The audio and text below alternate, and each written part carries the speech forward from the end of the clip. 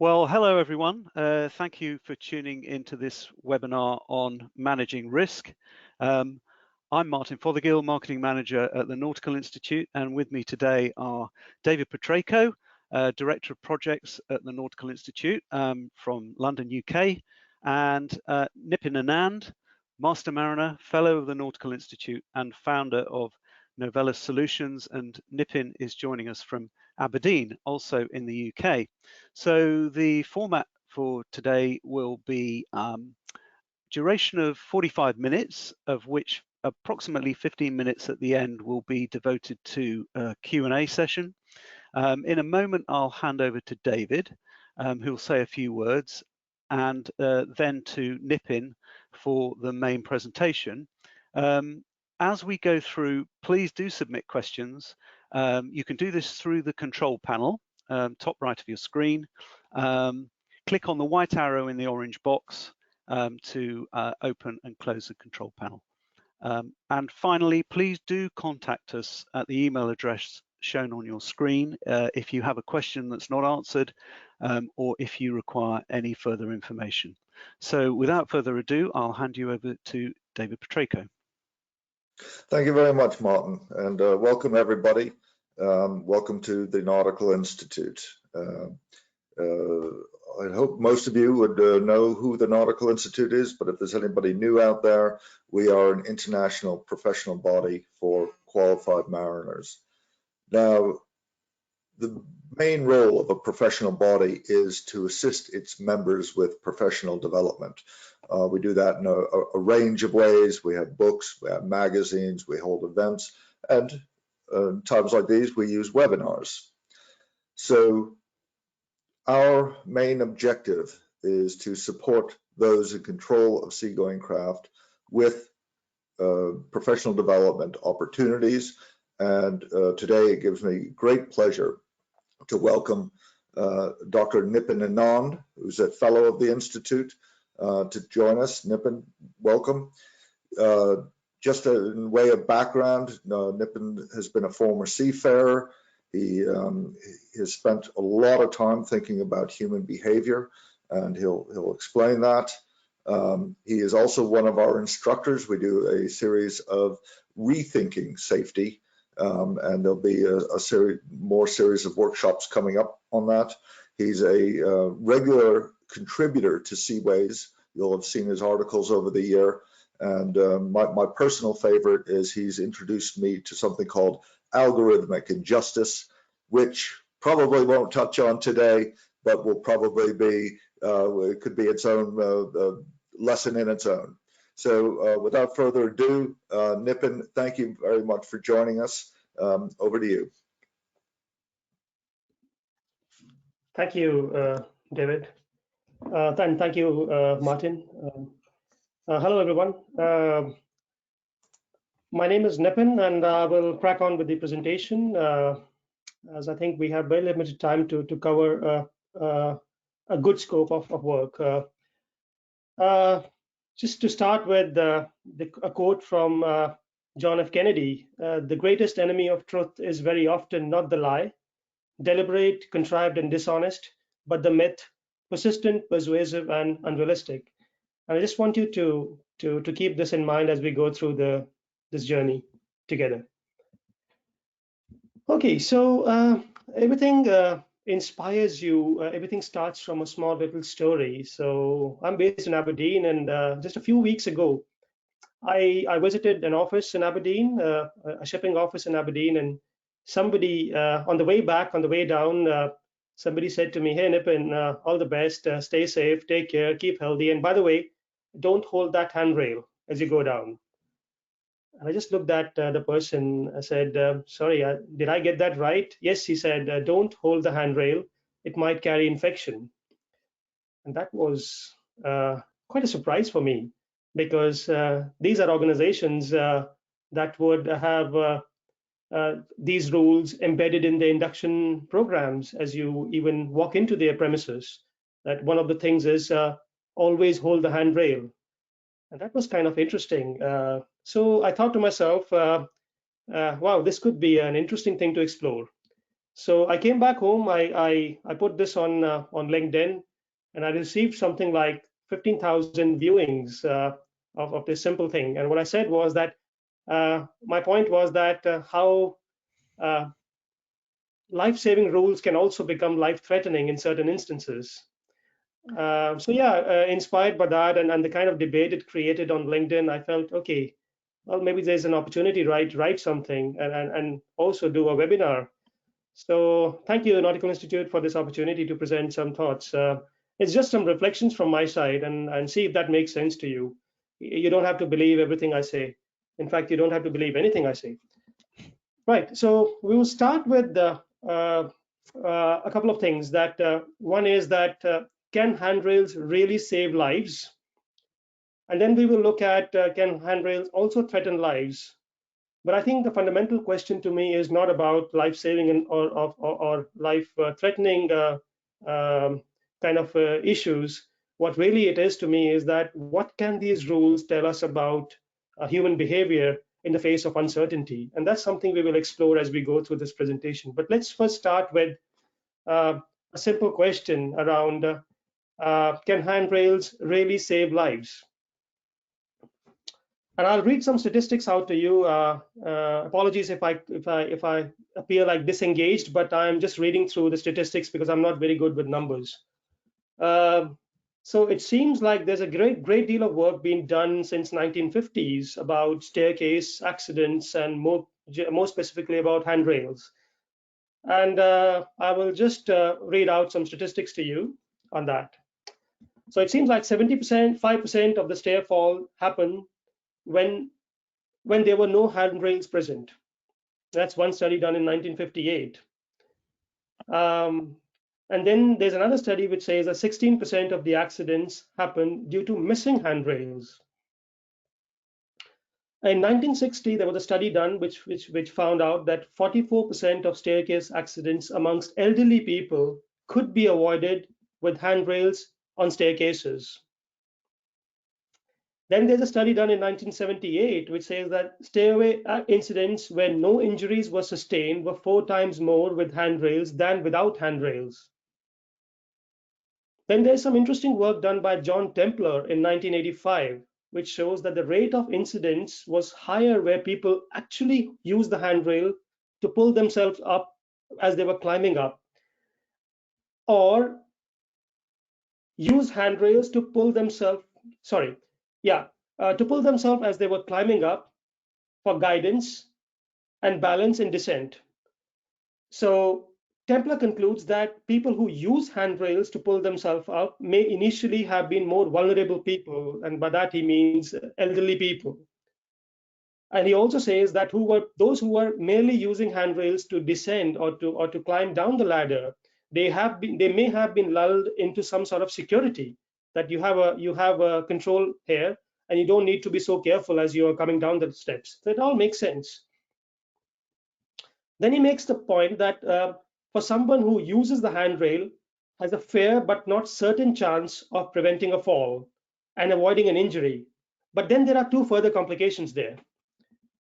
The first situation is if you were holding the handrail from the onset of the fall, which is from the time you start to lose balance, then the chances of you falling and getting injured would depend upon the ability to maintain grip against the magnitude of the fall, the twisting motion that may damage the wrist, the reaction time that it takes you to respond just after the onset of the balance loss. So that's one situation. The other situation is if you are not holding the handrail at the onset of the fall, when you just about lost your balance, and if you're not holding the handrail at that time, then it would depend upon the ability to reach the handrail, the ability to grasp the handrail, and the ability to maintain grip on the handrail, which to me is all about how you design the handrail, the distance of handrail from the wall, the shape of the handrail, the magnitude of the forces, the slip resistance, the friction, the nosing of the staircases, the maintenance of the stairs, which is quite interesting. Then comes another interesting quote from the HSE, which is the regulatory body in the UK, which makes a very clear statement that whilst it is true that slips and trips on stairs are a common cause of injuries at work, there is no mandatory requirement to hold the handrails. Research actually suggests that the key requirement is for handrails to be available, visible, and at the right height so that they can be grasped in the event of a slip or a trip rather than being continuously held. That's fascinating because now we're not talking about behavioral safety. We are talking about designing systems that can actually prevent or avoid accidents. This is a much more mature way of looking at things. And for those of us who have had the opportunity to travel around the world would have noticed that as we get on and off the plane, we hardly ever are told to hold the handrails. So to me, it appears like forward-thinking organizations and thoughtful people think about designing better systems, not controlling people. And that is an important takeaway. And more than that, I think it's also uh, falling off from the staircase is more than just holding the handrail. So keep that in mind. John Templer himself, the work that I introduced to you earlier, suggested the idea of what you call soft stairs, carpeted stairs, and things like that. And that again is a kind of fail-safe design. If you talk in terms of resilience, as we see it today. So all in all, there is much more to staircase accidents than just holding the handrails. So that's one part. The other part that interests me is that how do life-saving rules become life-threatening in other instances? And that's also something we need to think about, because in the past few weeks, in the way things have shifted, I think the notion of what is safe and what is unsafe, what is legal and what is illegal, what is good and what is bad, what is success and what is failure, and what is compliant and non-compliant, has suddenly shifted tremendously. Door knobs, door handles, elevator controls, these things were supposed to provide access, means of security. They have suddenly have a very different meaning, which is carrier of life-threatening illnesses. So we need to think about these things more critically. And what's happening is that, India, where I come from, people are using matchsticks and toothpicks to activate these buttons, to get access into elevators. And that's very interesting because these things would have never been thought about at the design stages when you design the technology, because they are far away from the principles of what you call as low as reasonably practicable when you introduce changes within the context of cost benefit analysis. So suddenly we have some very unforeseen things that we are witnessing, which we wouldn't have thought about.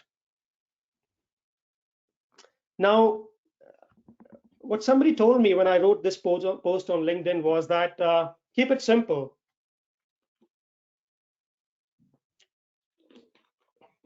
Just wear your gloves and you'll be fine, or wash your hands. And I think we have to be cautious and careful when we say that keep things simple, because when you say provide gloves to people, then we are talking about something else now. What we are talking about is making the right gloves available, people using those right gloves. Then we may train people to take off the gloves in the right way so they don't spread infection, and segregate the gloves in a safe way, follow environment policies, and then a zealous inspector will come and ask for some sort of continuous improvement. So the point is that the risk is no longer as linear and predictable as we would like it to be, because every control that you introduce comes with its own surprises in very unimaginable ways. And this is just handrails. We're not talking about flying planes or navigating ships. So I think there is something there that we need to understand when we say keep things simple. So why do we insist on simplicity? I think simplicity gives us a kind of a handle on control. We feel much more safer with simplicity. Here's the rule, follow the rule and you'll be fine. But an interesting example comes to mind here where a Portuguese head of Portuguese State Health Department just during this coronavirus situation was sitting in a conference, and that person actually wanted to drink some water and took a tissue out of the pocket and grabbed the neck of the bottle, poured water into the glass, started drinking, and then very slowly with took the tissue back into the pocket. The point being that we simply have too many rules, but we have never thought critically about how to apply those rules. Yes, to the point that you need to grab the bottle with a tissue makes sense, but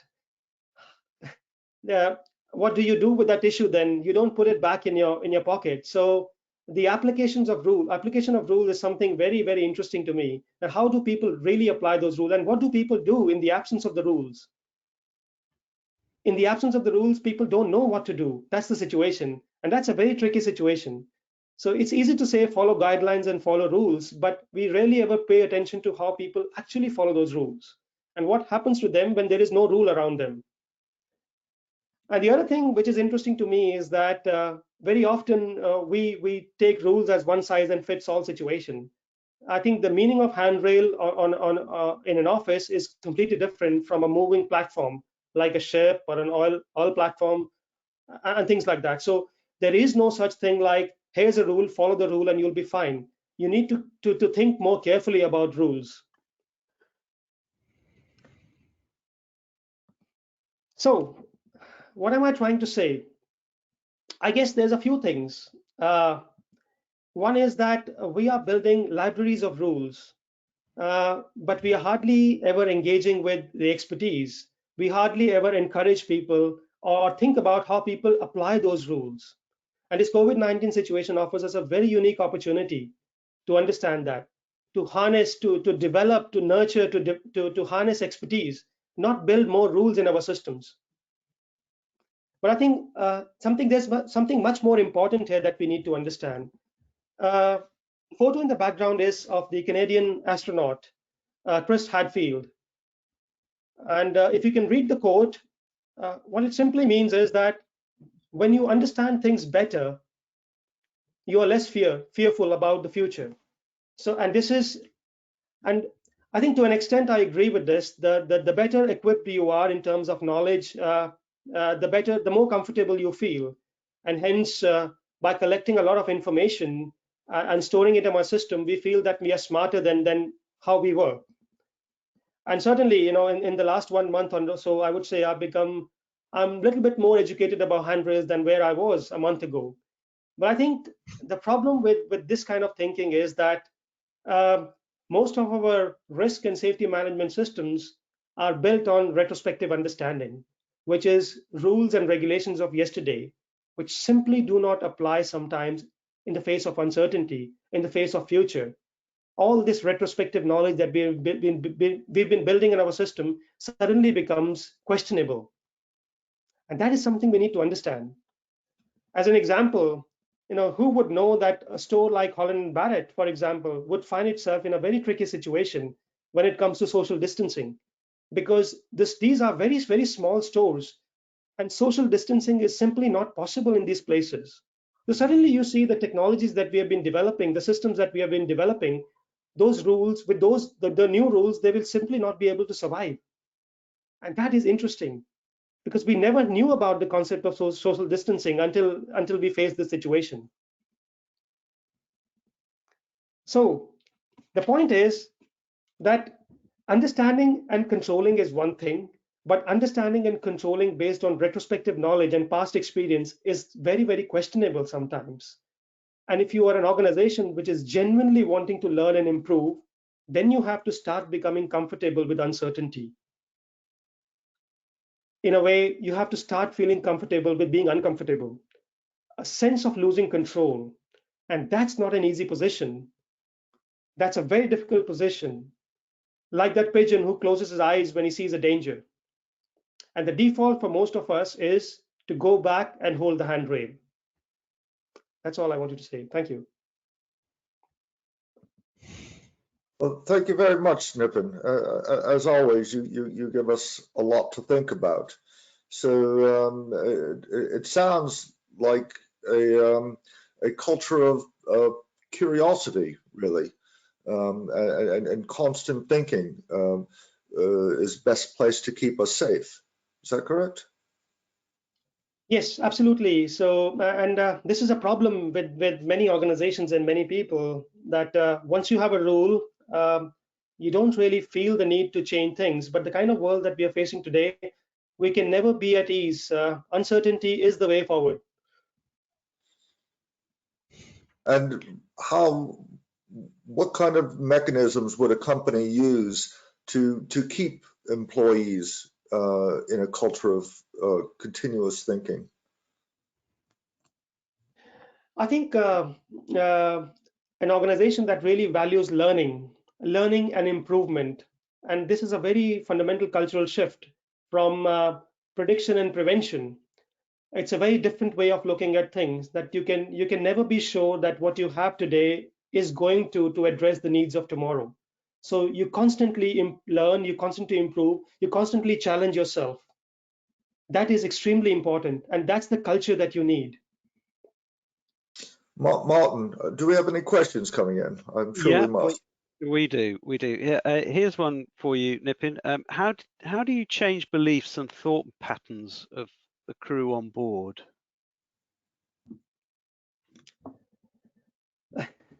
I thought the better question would be, how do you change the beliefs and thought patterns of people at the top? I think if you did that, and if you were courageous enough, then you will influence people at the bottom, because they are always looking at you as your leader. So I think the question is to me, is that not so much about the people at the front line, but the kind of how you set up the culture of the organization, how you set the tone from the top. I think that's more important to me.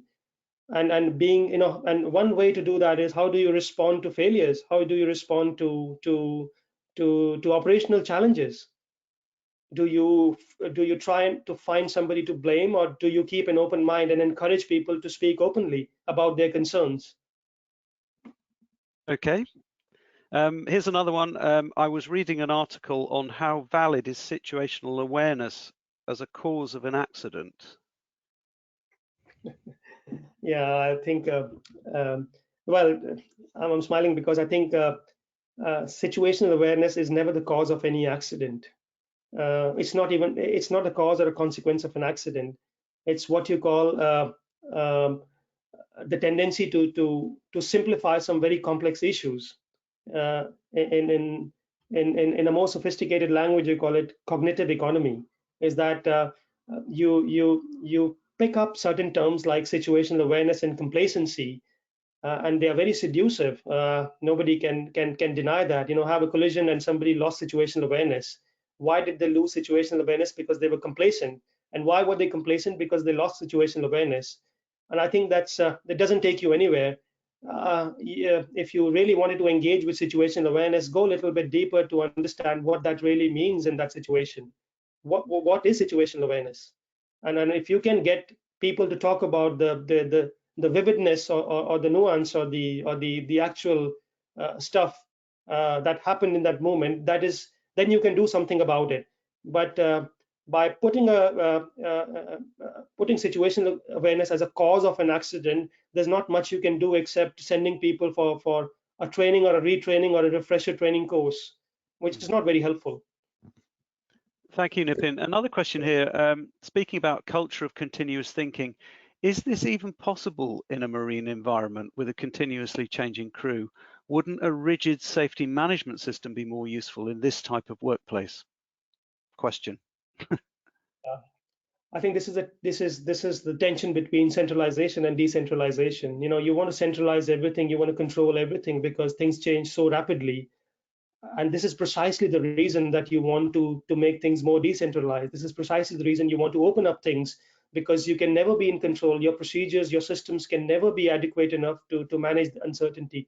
You constantly have to revise things, come up with better solutions, and often those solutions will come from people who are facing challenges, not from people who are sitting in the offices. So I think if you have frequent crew changes, and if you live in a very dynamic world, the idea of continuous improvement, and particularly from ideas and and the feedback coming from the shop floor becomes all the more relevant to you. Centralization doesn't help in these situations. Okay, question here from Adam. With uncertainty being the norm, can you talk to the importance of allowing for adaptability, since a rule can't address all contexts that a worker may face? Can you repeat the question? The question is, with uncertainty being the norm, can you talk to the importance of allowing for adaptability, since a rule can't address all contexts that a worker may face in their working environment? Yeah, and this is precisely what I've been talking about so far. I think we have seen the adequacy of rules and controls in the face of uncertainty, and I think we need a slightly different language. Rules, compliance with rules or non-compliance with rules, that kind of language is not helping us. It's an excellent question, actually. So how do we shift this? And I think the most effective way of doing that is to understand the language of trade-offs and compromises and what people really do to make things work, adaptability being one of them. So I think we need a slightly different way of explaining things, and I think the language of compliance and non-compliance has certain limits. It cannot explain things in the face of uncertainty. Nippin, I mean, obviously shipping, is a very compliance focused industry. And we see that all over the place, and all of our training is about compliance and procedures and everything else. So if an individual wants to start thinking differently, how would they as an individual get professional development to start thinking differently?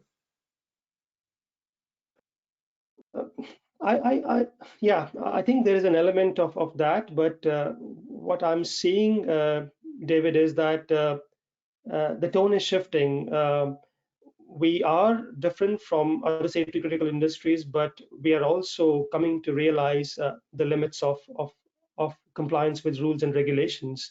I think many forward-thinking organizations I've been speaking with, at least, are coming to understand, and they are deeply frustrated about it.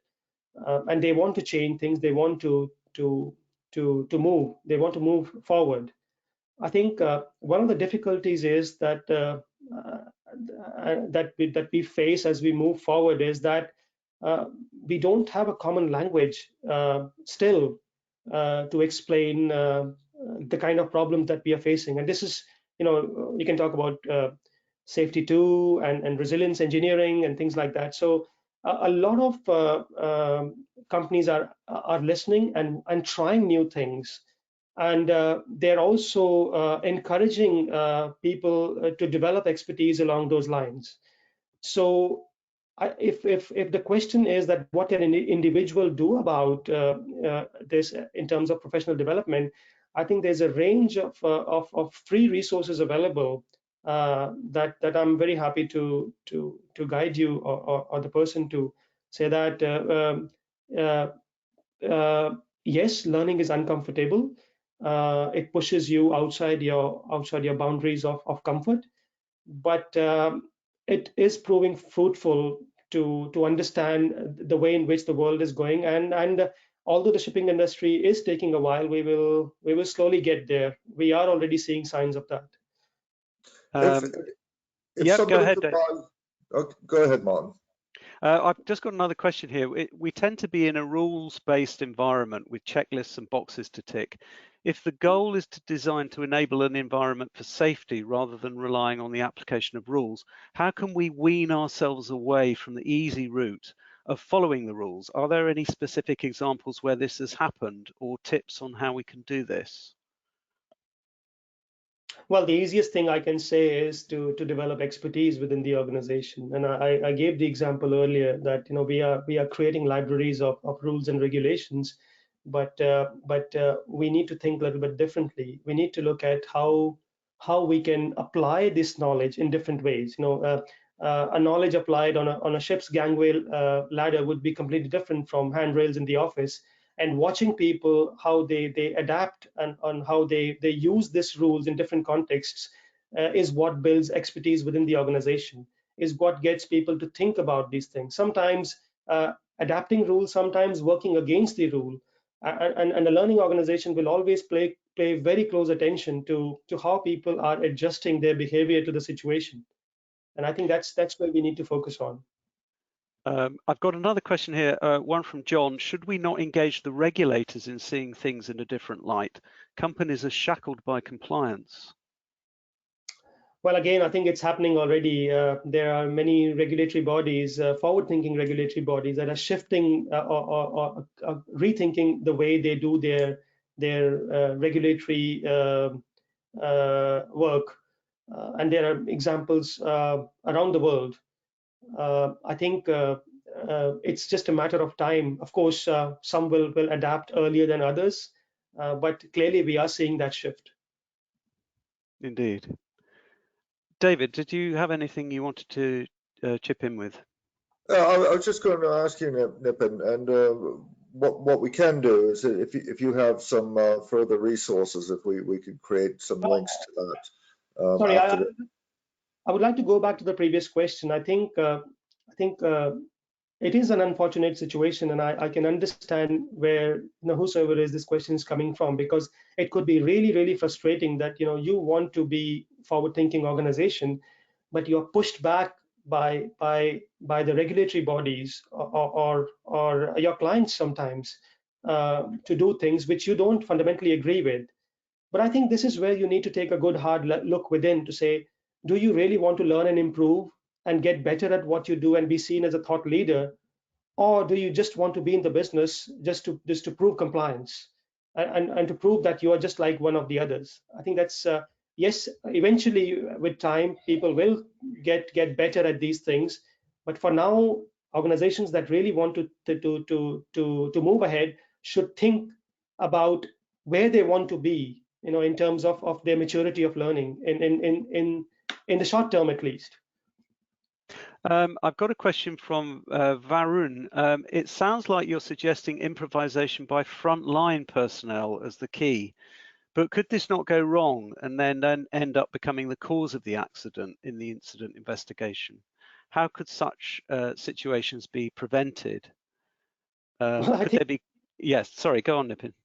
Yeah, I think improvisation is already happening. It happens all the time, except that we are oblivious to it. If we think sitting in the offices that people are doing, or success has been created because people are following rules and regulations, then we are living in a dream world. That improvisation already happening. Your job as a leader, as a manager, is to support people to do the right thing. If you feel that improvisation is not good, you're not convinced with it, by all means, question it. But create that trust in the first place where people are willing to talk about improvisations with you, because quite often what we see is that improvisation still happens. It's just that we are so distant from reality. We have a question here. People need to adapt, yes, but they need to be empowered. That's the challenge. How do we achieve that? Martin, I think I already answered that question, but I'll do it again. I think it's if the leadership is not convinced, then there's not much you can do about it. I think so that is the most important thing to me, to start from the top. Right, okay. Just looking through. Do conventions bring the actual application in a practical sense? Because no one's actually seeing what personnel on ships are doing. So you can have, I think the point here is you can have conventions, great, but what's actually happening on a ship?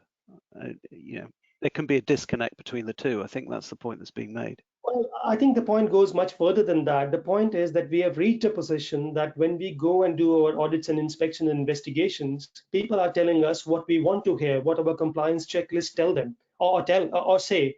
And that's a very interesting situation, because people are telling us what we want to hear rather than what they actually do, because they know that the moment they tell us what they do, we will go and issue another non-compliance and put another procedure on it, and that's not very helpful. Of course, all our governance tools are actually taking us away from reality. Of course, this is one of the main reasons that we maintain our status as a non-government organization at bodies like the IMO, the International Maritime Organization. And we do try, through our various networks, try to bring a sense of realism into those debates. Yes, I think the sense of realism comes when we encourage people to talk about what's happening on the ground floor, and that takes a lot of courage, a lot of curiosity, a lot of open-mindedness, and that space that it's okay to talk about these things because that's how we learn. Okay. I think that's probably about it for now, Nippin. I've got one at the end. The problem is there should be a common sense approach to any task, then use of the TRA, permit checklist, etc. to ensure nothing has been missed. If risk has been deemed ALARP, then task can proceed. What is happening more often than not? The paperwork is made without common sense approach to begin with. Any thoughts on that? Yeah, I think the paperwork, when the paperwork is created without consulting people at the shop floor, it will obviously be very, very different from their understanding of the problem. And what you see on a lot of occasions is that people have ticked the check boxes, they have done their risk assessment, they have filled in the permit to work system, and they go and do something completely differently. And that's interesting, isn't it? Yeah. Nippin, there are many, many books written on this subject. If you had to just recommend one title to people who are interested in this sort of subject, in this sort of thinking paradigm, what would it be? I think, David, there's a lot I can talk about that, but for the curious one, nobody should ever be settled with one book. I think that would be a very dangerous thing to say. People should, at the end of the day, people should follow their own truth, but they should engage in some sort of a deeper understanding of things. I would say, start with something that you fundamentally believe in, that resonates with you, and then pick up something that is completely different from what you believe in, and set that debate within you. That's the way to grow. Not by reading one book. I wouldn't suggest that, but I'm happy to. No, I wasn't suggesting that they stop at one book. I was suggesting that they start. But yes, I get your point. Yeah. I mean, one of the classic ones that comes to mind is James Reason's work, A Life in Human Error. And it's a fantastic start. And it's rather unfortunate that many of us, including me, have gone to criticize James Reason's work without understanding it. But I think that's a really great start. I've got a question here from Lorraine. Have you looked at human error analysis for some of the tasks you described? And if so, what's your experience of it? Well, I don't believe in the term human error, to be honest with you, and I've come full circles with it, and that's the reason I don't believe in it. I think there's not much to be gained by understanding errors, and this has been documented and spoken about many a times. But I've been talking about it for nearly 6-7 years now, so that it just doesn't make any sense, because most of the times people get things right, and we hardly ever pay attention to that. But on that one occasion when somebody fails, we highlight it and we get excited about it. I think there is much more to be learned from how people adapt and create success in the moment rather than occasional failures. They just doesn't contribute much to learning. Adam suggests Sidney Decker's Field Guide to Understanding Human Error is a good starting point. I think it's a fantastic start. Also, very good book, very practical. I have learned a lot from that book. Definitely, and I know Adam. It's a great start that he has recommended. Also, I completely agree. Askar says, why are we always talking about procedure rather than changing our habit? Can you repeat the question? I didn't get that. Why are we always talking about procedure rather than about changing our habit? Well, maybe it's the Pareto principle, that efficiency thoroughness trade-off. It's much easier to talk about changing something else than reflecting on our own self. And that's a difficult bit for us to do. And I think that's something that I find missing in many in leadership also, a sense of self-awareness. If something happens, blame somebody or blame the procedure, blame the world around us, but we hardly ever look at our own selves. That's a difficult one. Laura asks, are you sure the shipping company want crew to be more educated and trained, or with a superior or different experience in the business? It seems companies are looking for standard training. So I guess the question there is there the appetite? Well, certainly from the Institute's point of view, there is, because we don't do standard training. The training that we do is very specialist, and there is an appetite for people to really press well beyond the limitations, particularly with some of the ships these days. They are so advanced and complex, probably too complex. But they need a level of education and training and skills so far beyond what STCW states. And those companies are embracing that and changing with it. Nippin, I don't know whether you have anything more to add. Well, I do a great deal of work with the aviation world, with the health sector, and what I see is that yes, absolutely. I think there is a need to see people as assets. Not sorry, that's a bad term to use. See people as somebody who can contribute to their business goals, not as a problem to the organization. And I think if you see people in that way, and then again that comes from understanding how people adapt and create success at the front line, then I think there's a huge opportunity and a business case to invest in people. But if you see people through the lenses of compliance and non-compliance, then I think there's hardly any incentive to invest in people. And I think that's where we are at the moment. But a lot of good companies in the maritime world, in the oil and gas world, are changing. They are seeing that how much value people add, the people at the front line, and they are changing, and they're seeing the results of that. Excellent. Okay. Well, I think really that's all we've got time for in terms of questions. Nippin, thank you ever so much for a fascinating and stimulating presentation. And thank you, David, as well, for setting the context. And thank you to Magda and Ericsson in the background, who none of you can see, but have been helping out, checking it's all been running smoothly. Don't forget, if you've got a question that wasn't answered, or you simply want further information, then please do get in touch with us at the email address shown on your screen. And one final point, everyone who's registered for this webinar will receive a recording of the webinar. So you might have had to dip out for 10 minutes or whatever. So don't worry, you won't miss it. We'll send you a recording so you can watch it in its entirety. So once again, thank you to my colleagues, and thank you all for listening and joining us today, and look out for the next webinar. Thank you very much. Thank you, Nippin. Thank you.